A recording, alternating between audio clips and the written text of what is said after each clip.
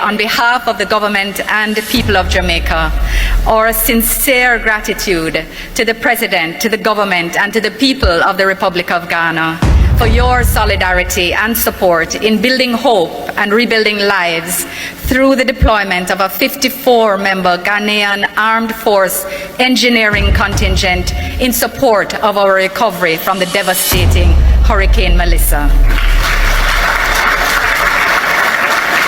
President Mahama, I have thanked you privately, but again I thank you publicly, sir. The people of Jamaica continue to be grateful.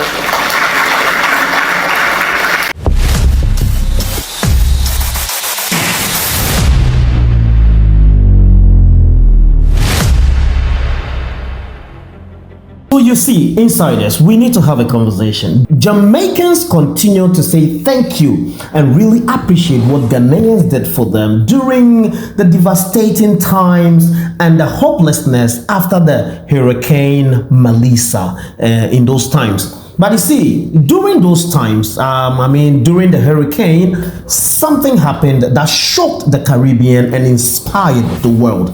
Not America, not Britain, not Europe. Ghana was there. With the deepest of heartfelt appreciation, thanksgiving to Ghana, military salutes and emotional public tributes that are going viral across the world as I'm talking to you. You see, at the just ended launch of the Ghanaian e-visa platform, the Ghana government invited the foreign trade, in fact, the first female foreign trade minister to Jamaica. For Jamaica, she was invited to be part of the ceremony because, you know, Jamaica has long been interested and formed part of the African Union, even though it is far away, in fact, in the Caribbean. Jamaica has always felt the need to be part of its own people because they believe they share ties, food, culture, and many things with the country Ghana.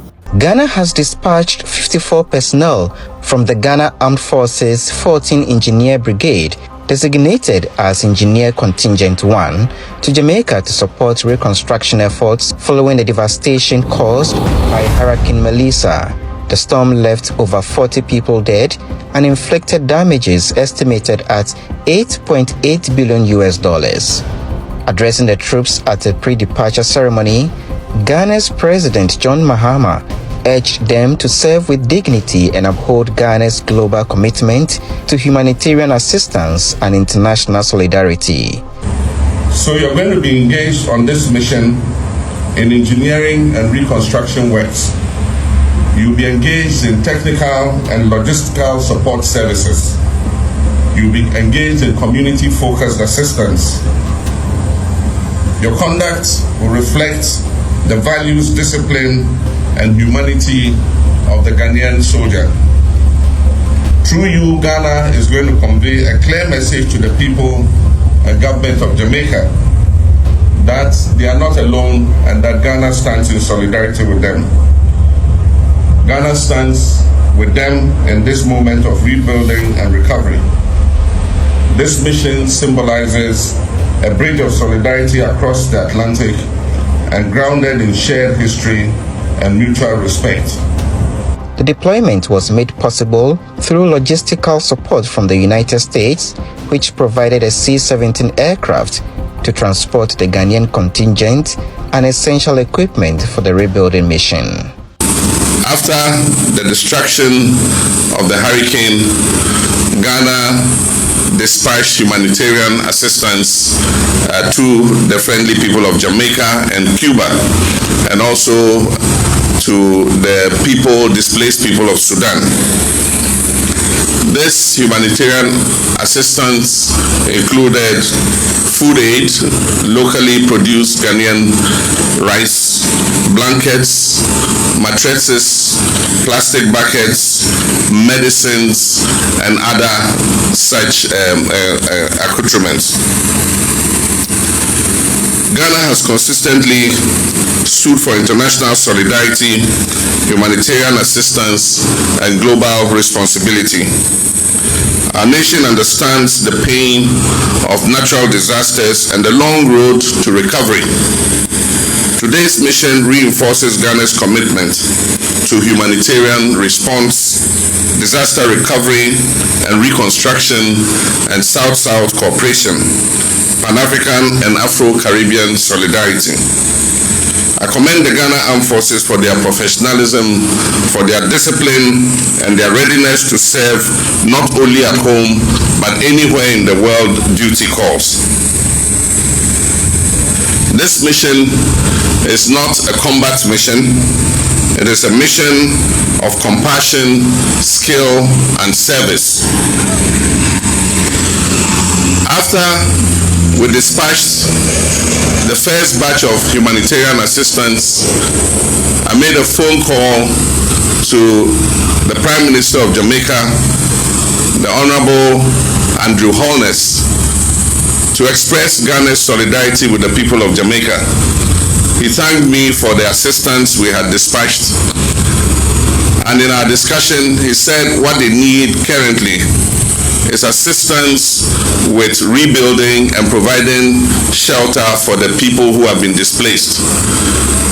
And so I offered to send a regiment of our engineering corps to help with the assistance, and also send them some tents to provide temporary shelter. We're dispatching those tents by sea so that we can provide temporary shelter.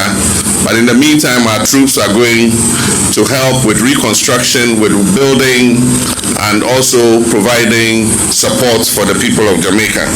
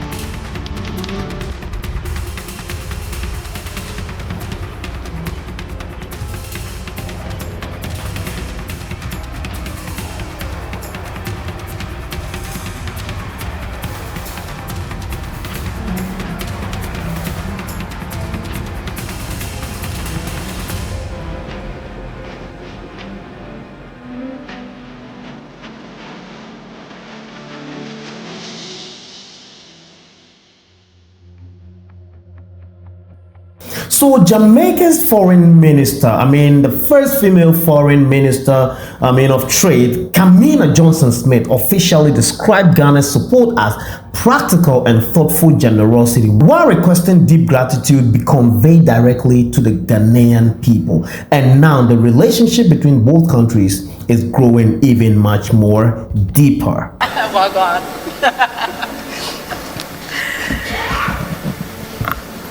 Thank you, Master of Ceremonies. And before I acknowledge His Excellency John Dramani Mahama and thank him so kindly for his warm invitation to be here and include me in this important event, allow me to correct that I am Jamaica's first female foreign minister, Minister of Foreign Trade. a point which speaks for itself. But it is my great honor to be here present with you at the launch of Ghana's e-visa platform. I once again express my deep appreciation for the invitation and inclusion, and I extend the warmest of greetings on behalf of Dr. the Most Honorable Andrew Holness, Prime Minister of Jamaica, and share with you his best wishes in commemoration of African Union Day. I express these greetings to you, acknowledging Jamaica's status as a member of the African Union 6th region of the AU, that is the diaspora. And I share these greetings to you also acknowledging that long before Jamaica and Ghana established formal diplomatic relations, we already had strong historical and fraternal ties rooted in ancestry and shared heritage, manifested in our language, our cuisine, our customs, our musics, and our ceremonial practices. And so it is fitting that I am here with you to share in solidarity an event that is about the facilitation of movement. But as I speak to you of movement, I also must speak to you of gratitude. And I must take the opportunity of this public platform to convey, on behalf of the government and the people of Jamaica, our sincere gratitude to the President, to the government, and to the people of the Republic of Ghana for your solidarity and support in building hope and rebuilding lives through the deployment of a 54-member Ghanaian Armed Force engineering contingent in support of our recovery from the devastating Hurricane Melissa. President Mahama, I have thanked you privately, but again I thank you publicly, sir. The people of Jamaica continue to be grateful. In so doing, Mr. President, I reflect also on your permission of the recent official visit of the Honorable Samuel Okudzeto Ablakwa, MP and Minister of Foreign Affairs, my strong colleague in arms and counterpart, when you deployed him to Jamaica from the 24th to the 26th of January, ensuring that we could see firsthand the brothers in arms of the Ghanaian Armed Engineering Contingent together with the Jamaica Defense Force. My visit here, in return, is to build on the Ghana-Jamaica partnership. And since, Foreign Minister, your visit to Jamaica, I think we can say unequivocally that Ghana-Jamaica relations have strengthened, as evidenced by the advancement of discussions in areas of mutual interest, including tourism and culture, trade and investment. Again, ladies and gentlemen, excellencies, areas which all include the movement of people. And so, excellencies, ladies and gentlemen, it is fitting that today, on African Union Day, we are starting meetings of our Joint National Commission, which look at how we open the pathways between the continent and the Caribbean, between Ghana and Jamaica, between people of the 6th region and the motherland. And so I congratulate and commend President Mahama and his ministers on this excellent initiative, which demonstrates a continued commitment to growth, empowerment, and prosperity rooted in creativity and innovation. And as we started with the words of the great Dr. Kwame Nkrumah, I close my comment with the words of our first national hero, the Right Excellent Marcus Mosiah Garvey, who said, "Let the sky and God be our limit, and eternity our measurement. There is no height to which we cannot climb by using the active intelligence of our own minds." As we use the active intelligence of our own minds to create new pathways for movement, I close in thanking you once more for your presence and your attention, and indeed wish you a happy African Union Day. Thank you. So when I think about that, I mean, this thing, I see something bigger than a disaster relief. This is history. This is African-Caribbean solidarity in action.